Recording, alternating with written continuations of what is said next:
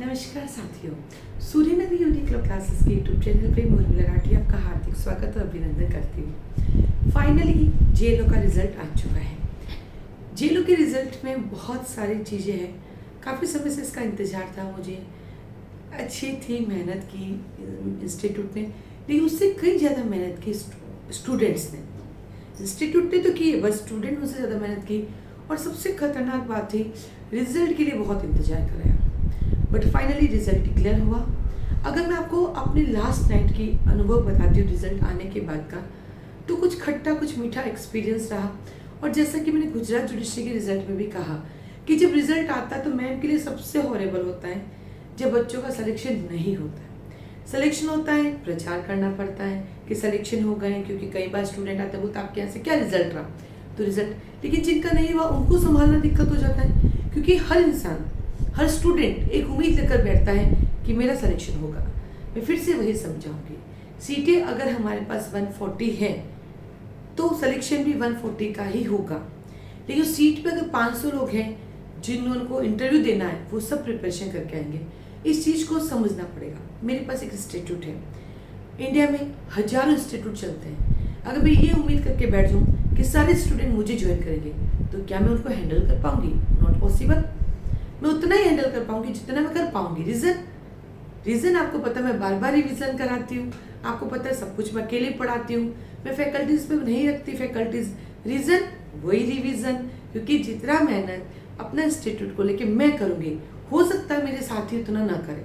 हाँ, अगर मेरे साथी का अपना इंस्टीट्यूट होगा वो 100% आप पे मेहनत करेगा, लेकिन एज ए फैकल्टी में भी वो मेहनत ना करे और मैं अपनी क्वालिटी को कम नहीं कर सकती। मुझे आज भी याद है 2016-17 में मेरे एक स्टूडेंट था, तो स्टूडेंट कम होते थे क्लास में, तो मैं भी कहती थी यार सारी जगह पे इतने स्टूडेंट है, मेरे पास नहीं। उसने मुझे एक चीज़ सिखाई, क्योंकि मैं अपने स्टूडेंट से भी रोज सीखती हूँ। उसने कहा मैम आप हमेशा क्वालिटी पर अपना भरोसा रखना, क्वांटिटी पे नहीं। आप क्वालिटी को मेंटेन करना, क्वांटिटी खुद ब खुद आ जाएगी। और उसी क्वालिटी के साथ आज ये लोग का एक अच्छा रिजल्ट हमारे पास है। और वो मेरी वजह से नहीं है, वो रिजल्ट सिर्फ आपकी वजह से है। आपकी दुआएं, आपका भरोसा, आपका मोटिवेशन मुझे पिछले 2 साल से मिल रहा है, जब से मैंने अपना यूट्यूब पे आके स्टार्ट किया है, जहाँ पे एक नॉर्मल मोबाइल होता है, एक नॉर्मल बोर्ड होता है, और उसमें मैं काम करती हूँ और आप उसको भी अप्रिशिएट करते हैं। मेरे पास बहुत बड़ा सेटअप नहीं है, लेकिन आपने इसको भी लाइक किया, आपने मुझे हमेशा मोटिवेट किया। ये रिजल्ट आपको समर्पित है। यदि आप मेरी लाइफ में नहीं होते तो इतना अच्छा रिजल्ट मैं नहीं दे पाती। हाँ, आप देखिएगा हम मॉक इंटरव्यू लेते हैं, मॉक इंटरव्यू किस तरह से हमारे चलते हैं वो आपको जरूर हम हेल्प के लिए देंगे। तो सबसे पहले उन सारे स्टूडेंट को ढेर सारी शुभकामनाएं जिनको फाइनली एक सरकारी नौकरी मिल गई, क्योंकि आज के टाइम में जेलो बनो या कुछ और, एक सरकारी नौकरी मिल गई, स्पेशली लड़कियों के लिए, लड़कों के लिए, दोनों के लिए। हर बार ऐसे क्यों आके बैठ जाते हैं कि लड़कों को नौकरी चाहिए? क्यों, हम लड़कियों को नहीं चाहिए क्या? लेकिन हाँ, मैं उनसे भी कहूँगी जिनका सिलेक्शन नहीं हुआ है, यही मंजिल खत्म नहीं होती है। अभी तो कारवा स्टार्ट हुआ है, आगे न जाने कहाँ लेके जाएगा आपको पता भी नहीं है। देखा भी एडीजी में क्या हुआ, पहले 35 ईयर्स तक एडीजी के लिए इंतजार करना पड़ता था, अब तो आ गए आप 7 ईयर्स प्रैक्टिस चाहिए, आपकी एज लिमिट खत्म, यानी जो आरजेस नहीं बन पाया वो एडीजी बन सकता है। तो हमें नहीं पता अगले कदम पे क्या है, और जो सेलेक्ट हो गए उनसे भी एक होंगी। यही मंजिल खत्म नहीं होती है, अभी तो स्टार्ट हुई है। अभी जुडिशरी सेलेक्ट होना है, क्योंकि आपका सपना तो जुडिशरी है। हाँ, जेलो निकाला, आपका एक मोटिवेशन, आपका कॉन्फिडेंट बढ़ा कि मैं कर सकता हूँ। जो हर बार लोग आपसे कहते हैं आप नहीं कर सकते, आप कर सकते हैं। तो इस रिजल्ट के लिए आप लोगों को बहुत बहुत बहुत बहुत धन्यवाद। बस यही कहूँगी, इसी तरह से मुझे सपोर्ट करते रहिए और आगे बढ़ाते रहिए। अब आते हैं, बात करते हैं हमारे यहाँ पे कि क्या और कैसे इन लोगों ने अपना क्या बोलते हैं 100% दिया होगा, कैसे इन लोगों ने अपने आप को मोटिवेट किया होगा। ये सब देखने के लिए आप मेरे स्टेटस देख सकते हैं व्हाट्सएप के, उनके वीडियोस देख सकते हैं। साथ ही साथ मैं उन स्टूडेंट से निवेदन करूंगी कि जो डायरेक्ट इनडायरेक्ट एसयूएलसी से जुड़े हुए हैं, एसयूएलसी के क्लासरूम से या मॉक इंटरव्यू से या यूट्यूब से, और उनको लगता है कि उनके सिलेक्शन में थोड़ा सा भी एसयूएलसी का सपोर्ट रहा, तो अपनी फ़ोटो और अपना नाम मुझे जरूर भेजिए, ताकि हम अपने पैम्पलेट में लगा सकें। क्योंकि ऐसा नहीं कि मेहनत नहीं करती, आपको भी पता है मैं यूट्यूब पे भी आती हूँ, तब भी आपको कुछ सिखा के ही जाती हूँ, और ये आप हमेशा देखते हैं। इवन दो जब जेलो का पेपर हो रहा था अपना दिसंबर के अंदर, दिसंबर 2019 के अंदर, तो मैंने बहुत सारे वीडियोस भी डाले, क्योंकि डायरेक्टली और इनडायरेक्टली मैंने दोनों स्टूडेंट पे मेहनत की। अगर आपको लगता है कि वाकई मैम ने आपके ऊपर मेहनत की है, तो आप यूट्यूब स्टूडेंट भी हैं, तो मुझे जरूर अपना फोटो दीजिएगा। मैं बाकायदा उस पर लिखूंगी आप मेरे यूट्यूब स्टूडेंट है, आप उसकी टेंशन मत करना। मैं कभी ये क्लेम नहीं करूँगी आप मेरे रेगुलर स्टूडेंट है। आप जिस रूप में मेरे पास पढ़ने आए, उसी रूप में आपको स्वीकार किया जाएगा और उसी रूप में सबके सामने बताया जाएगा। रीज़न ये बेटा कि अभी मैं झूठ बोल दूंगी थोड़े समय के लिए, बट वो लॉन्ग टर्म झूठ तो नहीं चल पाएगा ना। वो थोड़े समय के लिए झूठ खत्म हो जाता है, क्षण भंगुर होता है वो तो जो जिस रूप में मुझसे जुड़ा है उसको उसी रूप में दिखाया जाएगा। इस पर हमेशा भरोसा कीजिएगा। साथ ही साथ मैं कहूँगी जिनका सिलेक्शन नहीं हुआ है, निराश ना होइए, क्योंकि हमें पता है या तो होगा या नहीं होगा। हमें इतने दिन से उम्मीद थी रिजल्ट आना, या होगा या नहीं होगा। जिनको बहुत कॉन्फिडेंट था मेरा होना था, नहीं हुआ, सोचिए वो जुडिशरी के लिए बने हो, क्या पता हमें कुछ भी नहीं पता ना। हम सिर्फ अपने अनुमान लगाते हैं, मेरा होना चाहिए नहीं होना चाहिए। ठीक है, चलिए ये तो हो गई सिलेक्शन और नहीं सिलेक्शन वाले की बात। तो कॉन्ग्रेचुलेशन जिनका हो गया, और जिनका नहीं हुआ आगे बढ़ते रहिए, बढ़ना ही पड़ेगा, नो अदर ऑप्शन। अब आता आगे बढ़ते, कैसे करें अपने आप को नॉर्मल। जब भी सिलेक्शन नहीं होता है, हमारे सामने सबसे बड़ी दिक्कत क्या होती है, हम पूरी रात रोते हैं। वीडियो ना देखिए लास्ट नाइट की, मैं भी नहीं सोई, मम्मी पापा मेरे साथ थे। कल जनरली मेरा रिजल्ट आता तो शाम को आता है इंस्टीट्यूट का, मेरी पूरी रात जाती है। तो कल मम्मी चिल्ला रही थी तो सो जा, पापा बोल रहे नहीं इसका रिजल्ट आया है, ये इसको करना है तो अपना काम। ऐसे करते करते रात के 1:30 बज गए। सोना मेरा जरूरी था इस समय, लेकिन नहीं सो पाई। सुबह होते ही मेरी वही सुबह की आदत है जल्दी उठने की, मैं उठ गई। स्टूडेंट के मैसेज अरे मैम आप सोए नहीं अभी तक। मैंने कहा मैं तो सो के उठ गई, तुम तो अभी तक नहीं सोए।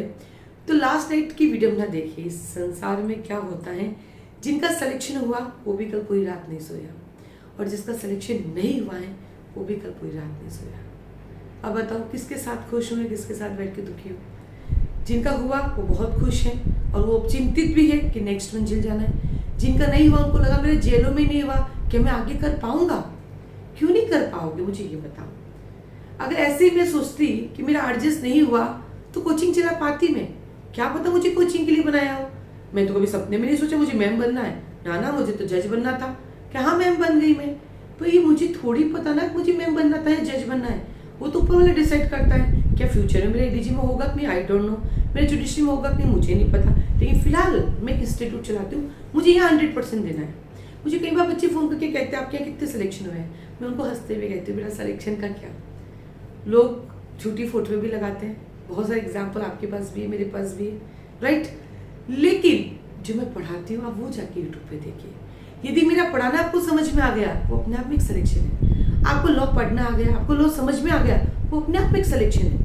क्योंकि टीचर जो होता है वो अपने सारे स्टूडेंट पर इक्वल मेहनत करता है।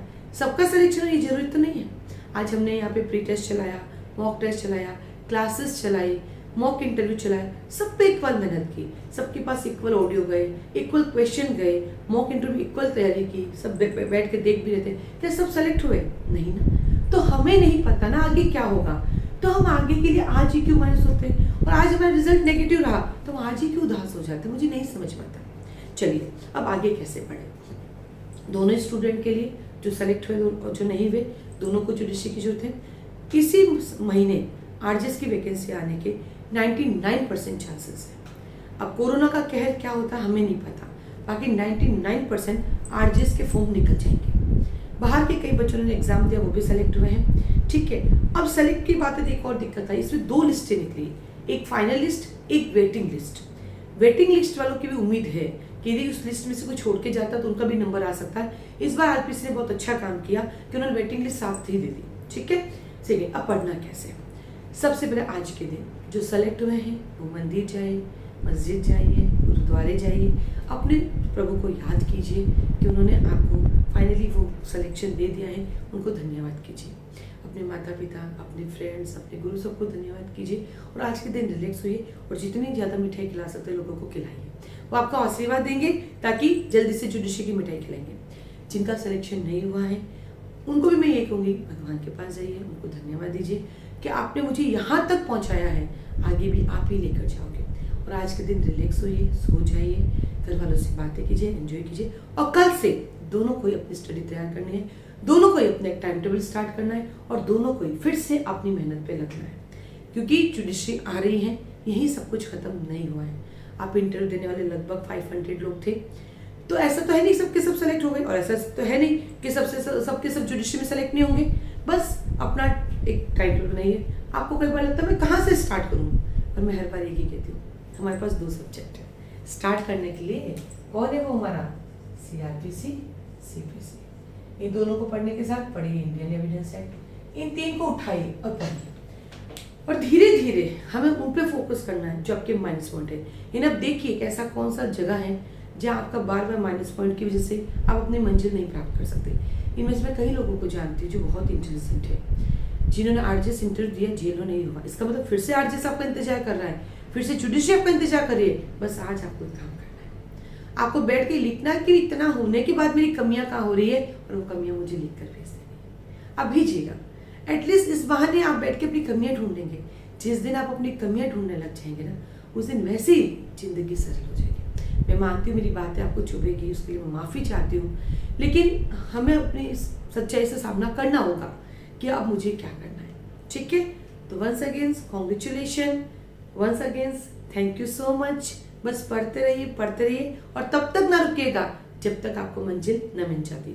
हार ही तो जीत का पहला कदम है, अंत ही तो प्रारंभ है। इस प्रारंभ के साथ अपनी नई जिंदगी की शुरुआत कीजिए, और जो सेलेक्ट हो गए मैं उनसे कहूँगी रुकना नहीं है, अभी जुडिशरी बाकी है। ठीक है, और एक बार फिर से कहूँगी, आप में से बहुत सारे स्टूडेंट हैं जिनके नाम अभी मुझे नहीं याद होंगे, आप में से बहुत सारे ऐसे लोग होंगे जो मेरी यूट्यूब को फॉलो करते हैं, उनका सिलेक्शन हुआ है।